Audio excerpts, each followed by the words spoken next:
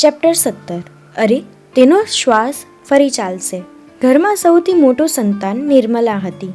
તેના પછી તેના માતાએ 3 પુત્રોને જન્મ આપ્યો હતો, પણ તેઓ જાજુ જીવ્યા નહીં.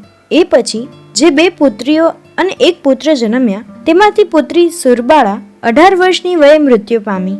નાની હેમાંગીની સંન્યાસીની બની હતી. તે પણ 37 વર્ષની વયે ગુજરી ગઈ. પુત્ર યદુનાથ ભટ્ટાચાર્ય, જેને બધા લાડમાં માખન કહી બોલાવતા, તેઓ જ એકમાત્ર દીર્ઘાયુષી બન્યા અને 1988માં તેમણે દેહ છોડ્યો. નિર્મલાની ઉંમર ત્યારે 8 વર્ષની હતી. તેના પછીના ભાઈનું નામ કાલપિયર્સન હતું. કાલીપ્રસન્ન હતું.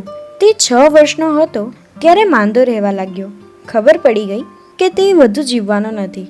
આથી નિર્મલા મોસાળ જવાની હતી ત્યારે કાલીપ્રસન્ને કહ્યું, દીદી હમણાં ન જાઓ, મારા મર્યા પછી જજો. આમ કહી એ બાળ કિશોરે બહેનને મામાને ઘેર જતા રોકી લીધી.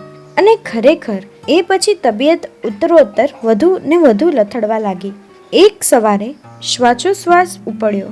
બધાને લાગ્યું કે તેનો હવે અંતિમ શ્વાસ છે, એટલે ત્યારની માન્યતા મુજબ તેને ખુલ્લા આકાશની નીચે લવાયો.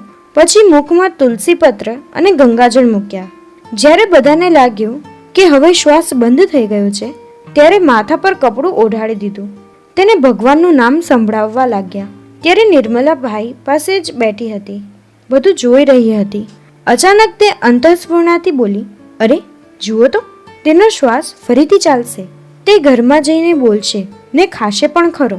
આ રીતે બોલતી જોઈને બધાને આશ્ચર્ય તો થયું કે આ કેમ આમ બોલે છે, પણ તેની વાત ત્યારે સાંભળે કોણ? પણ એક વૃદ્ધાએ કાલીપ્રસન્નને માથે ઓઢાડેલું કપડું ખસેડીને જોયું તો સાચે જ ધીમો ધીમો શ્વાસ ચાલવા લાગ્યો છે.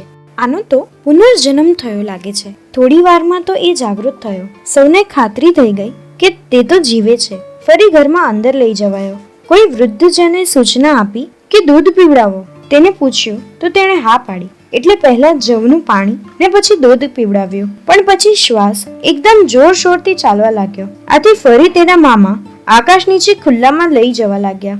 મામા ઉચકીને લઈ જતા હતા ત્યારે નિર્મલા પણ ભાઈની સાથે સાથે જ ચાલી રહી હતી. મરણાસન એ બાલક નિર્મલા સામે જોઈ બોલ્યો, માં, હું હવે મરું છું.